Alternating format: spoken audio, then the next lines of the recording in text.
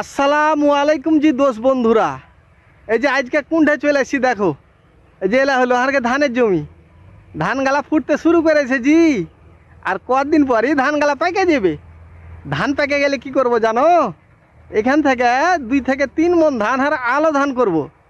দিয়ে আলো ধান কুটিয়া এই যে আমার এ পাশে দেখো জি, এই যে দেখতে পাচ্ছ, এলা হয়েছে কালাই লাগালছি জি। কালাই আলো চাইল আর কালাই একসাথে মিক্স করে কুটাবো। আমরা কই চাইল কালাইয়ের আটা, আর এই চাইল কালাই মিশ্রিত আটা দিয়ে হারা কালাই রুটি বানায়। তোমরা তো জানো হারা হানু চাপাই নবাবগঞ্জের মানুষ। চাপাই নবাবগঞ্জের ভাষায় আমরা কালাই রুটি বলি, তোমরা যে কি বলো ঠিক জানি না, আমরা কালাই রুটি বলি। আর আমি যে চাপাই নবাবগঞ্জ কহছি, আমি হনু এ যুগের ছেলে, তো আধুনিক যুগের ওই লেগে চাপাই নবাবগঞ্জ কহছি। আর হারকে নানা দাদারা কি কহতো জানো? চাপাই নবাবগঞ্জ। স্থানীয় ভাষায় এটাকে চাপাই নবাবগঞ্জ বলতো জি। তো যা হোক গে, চাল কালাই রুটি কী দিয়ে খাবো এটা তো কহিনু না। এই যে শীতকাল চলে এলো, শীতকালে ধনিয়া পাতা চাটনি উঠবে। ওই ধনিয়া পাতার চাটনি দিয়ে কালাই রুটি খাবো, চাইটা পিঠা খাবো। আর সাথে যদি পেঁয়াজ আর মরিচ থাকে, তারপরে বেগুনের ভর্তা, গরুর মাংস, তাহলে তো কথাই নাই। এটা হলো চাপাই নবাবগঞ্জের মানুষের প্রিয় খাবার।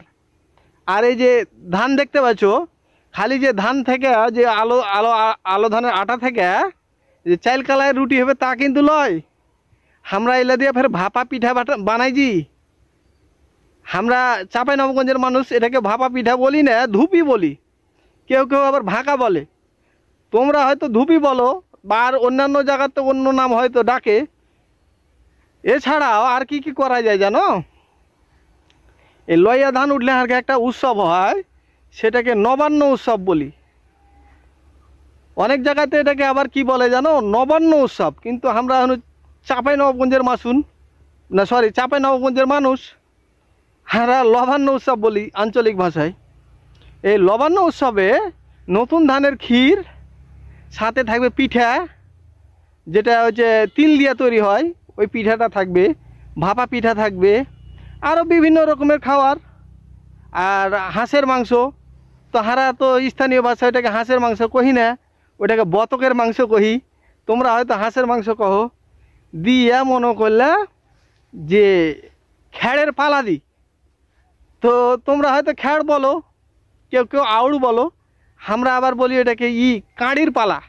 এই কাঁড়ির পালা যেদিন পাঠেরা দেয়, ওই দিন আমাদের এই উৎসবটা হয়। তো তোমার ঘে দাওয়াত থাকলো, তোমরা আইসো। ধান তো আর কদিন পর উঠিয়ে যাবে, চলে এসো। এই সকালবেলা চাল কালায় রুটি দিব, ধনিয়া পাতা চাটনি দিব, বেগুনের ভর্তা আর গরুর মাংস দিব, সাথে পেঁয়াজ মরিচের তো থাকবেই আইটেম। দুপুরবেলা বতকের মাংস আর ভাত দিব, আর কালাইয়ের ডাল। আর রাত্রেবেলা তো তিলের পিঠা আর ভাপা পিঠা একসাথে দিব।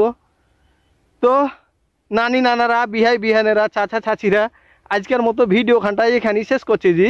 আবার হয়তো দেখা হবে লয়া কোনো ভিডিও লিয়া। ততক্ষণ পর্যন্ত ভালো থাকো, সুস্থ থাকো। ধন্যবাদ।